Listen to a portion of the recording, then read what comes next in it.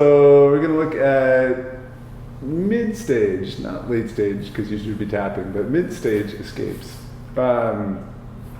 Counters. All of this, that classic line of, well, just don't get caught there, is true. We don't want to get into these positions in the first place.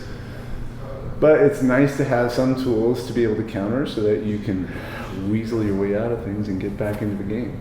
So we're just going to look at a few different positions. Like if Dan has to be trapped in crossbody and has an arm isolated, like he's going after this arm for a straight arm or more or anything like that. So at this point, I want to think about how I'm going to recover this arm. And if he's keeping me pinned well, I can't reach over there and get it, I'll rescue it with my leg often. So I'm bringing my knee up to it and catching my knee, and then I'll use that to bring me back into a safe range. And then from there, I can start defending it, I can bring it to my belly, and I'll start working to escape and recover. If I do turn, and he's going for the arm bar from here, first, I'm just going to try and make sure I catch this one on the way through so that he doesn't get really, really solid control of my head. If he does, that's going to be difficult. We'll look at that in a second. But once I have this, I'm going to use my legs to help swing my head out of underneath here and work my way up. If he does get a little deeper into the arm bar and he has that really solid control of the head, he's got his hamstring pressing down, he's got to weight into that side, prying this up becomes less likely, but I'll bring his other leg down and trap that there. Now I can use that to try to pry this apart and wrestle my way up from there.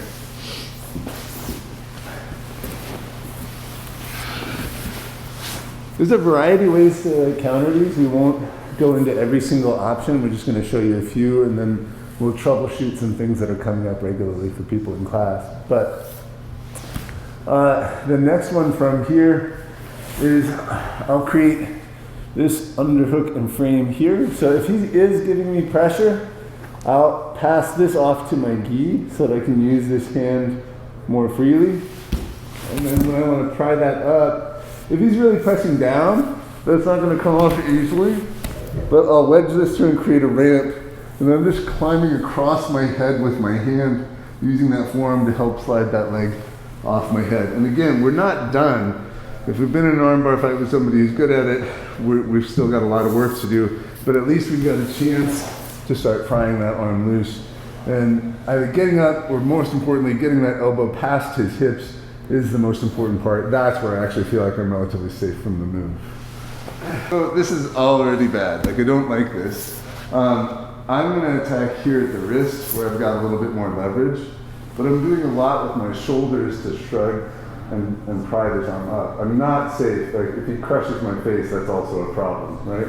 But I've given myself just a little bit of time to now start prying at the legs. And most importantly, I want to be able to rotate again. Once I've gotten 90 degrees, my shoulder towards his chest, I'm safe from that choke. There's other chokes. You can turn into me an arm triangle or a variety of other things, but at least I've neutralized that one. And I have a chance to start getting out. One thing I really want to look at is either bow and arrow choke or a gi choke from the back. And the first thing I want to get rid of is the tendency to grab this hand, which is ineffective for defense. He can still choke me. And the other one, which makes sense, right? So we'll grab this, we're trying to pull their hand away with this.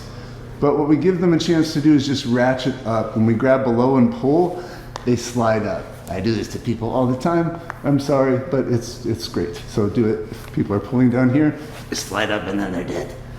If you can grab upstream, now you can make this more difficult. So I'm pulling out, I'm creating space for the artery on that side.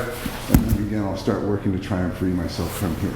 Again, we'll troubleshoot, we'll do a little Q&A during it, but that's the idea. We're gonna do some mid-stage, it shouldn't already be tapping, but things aren't great, positional defenses.